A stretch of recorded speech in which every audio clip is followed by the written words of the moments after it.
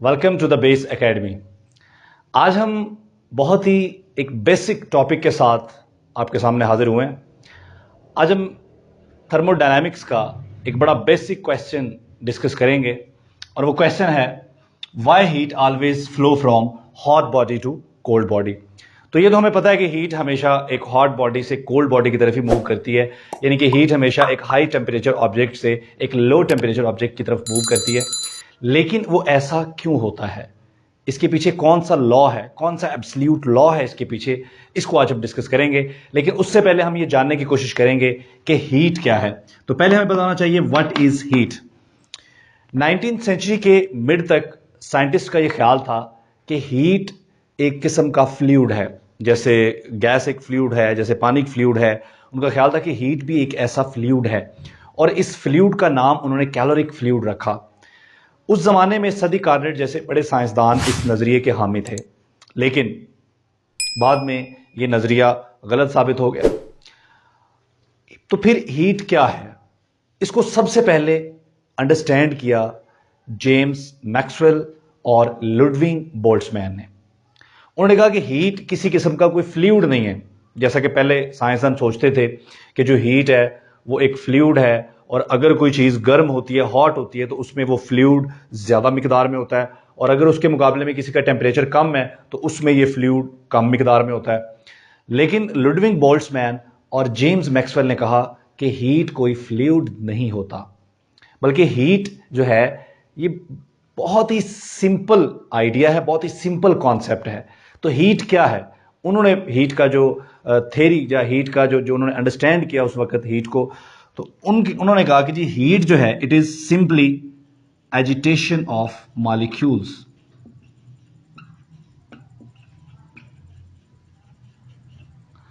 अब ये बहुत ही सिंपल और बहुत ही ब्यूटीफुल डिस्क्रिप्शन है हीट की।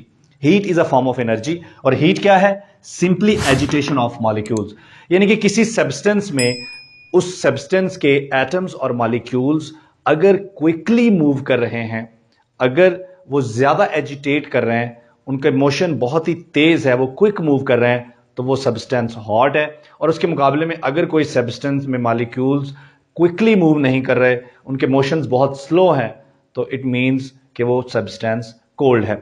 इसकी एग्जांपल्स हम यूं ले सकते हैं कि अगर हमारे पास एक कप ऑफ टी है, हॉट कप ऑफ टी, इसका मतलब है वो हॉट क्यों है, क्योंकि उसके जो एटम्स और मॉलिक्यूल्स हैं वो ज्यादा रैंडमली, ज्यादा क्विकली मूव कर रहे हैं। और उसके मुकाबले में हमारे पास एक कोल्ड कप ऑफ टी है, तो कोल्ड कप ऑफ टी का मतलब है कि उसके मॉलिक्यूल्स जो हैं उस टी के, वो स्लोली मूव कर रहे हैं, क्विकली मूव नहीं कर रहे। तो heat is simply agitation of molecules. अगर मॉलिक्यूल्स या एटम्स ज्यादा एजिटेट कर रहे होंगे, बहुत क्विकली मूव कर रहे होंगे, तो वो सब्सटेंस हॉट होगा, और अगर वो स्लोली मूव कर रहे होंगे तो वो सब्सटेंस कोल्ड होगा।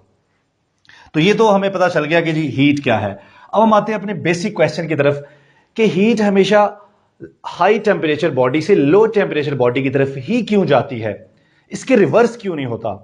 इसकी एग्जांपल मैं आपको देता हूं। फर्ज करें कि आपके पास एक हॉट कप ऑफ टी है, जैसे भी हम बात कर रहे थे। अगर उस हॉट कप ऑफ टी में मैं एक टी स्पून डालूं और थोड़ी देर बाद आप उसको बाहर निकालें, तो वो टी स्पून भी गर्म हो चुका होगा, वो भी हॉट हो चुका होगा।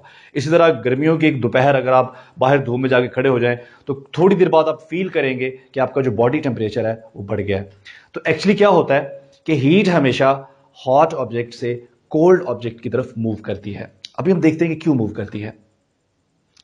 इसके पीछे कोई लॉ नहीं है, कोई एब्सोल्यूट लॉ नहीं है, कोई साइंस में ऐसा कानून नहीं है, कोई ऐसा लॉ नहीं है जो आपको यह कहता हो कि हीट हॉट ऑब्जेक्ट से कोल्ड की तरफ मूव करती है। इसकी जो रीजन थी, ये रीजन बहुत ही खूबसूरत और बहुत ही स्ट्रेंज थी। इस रीजन को डिस्कवर किया बोल्ट्जमैन ने।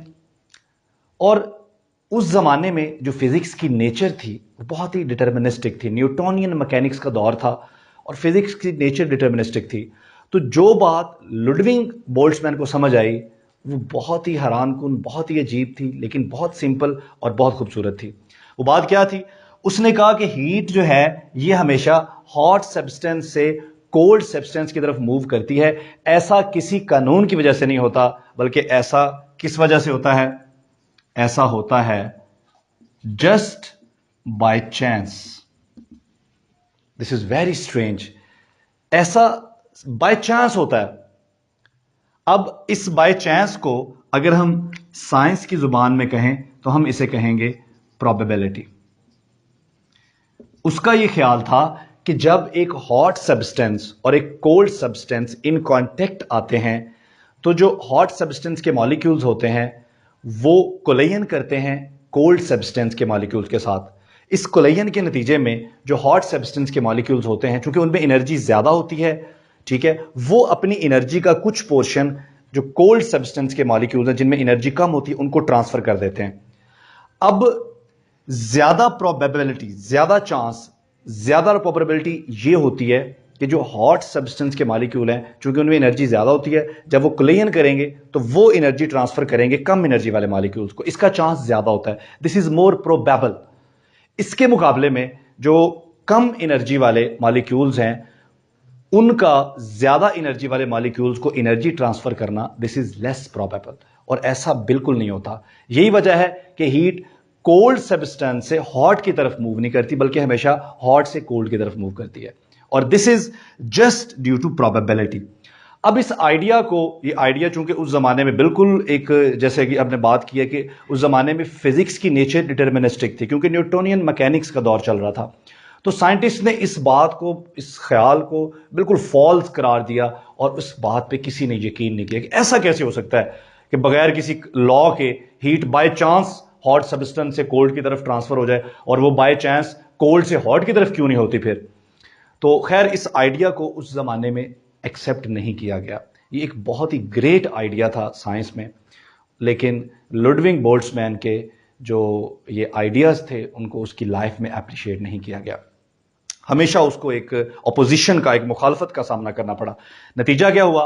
5 सितंबर 1906 को बोल्ट्जमैन ने अपने आप को एक ब्रिज से लटकाकर खुदकुशी कर ली। आज अब देखें, इस आइडिया को हम एक्सेप्ट करते हैं और बकायदा एक ब्रांच है अब फिजिक्स में स्टैटिस्टिकल मैकेनिक्स के नाम से, और आज हम सब इस बात को मानते हैं कि ऐसा ड्यू टू प्रोबेबिलिटी होता है।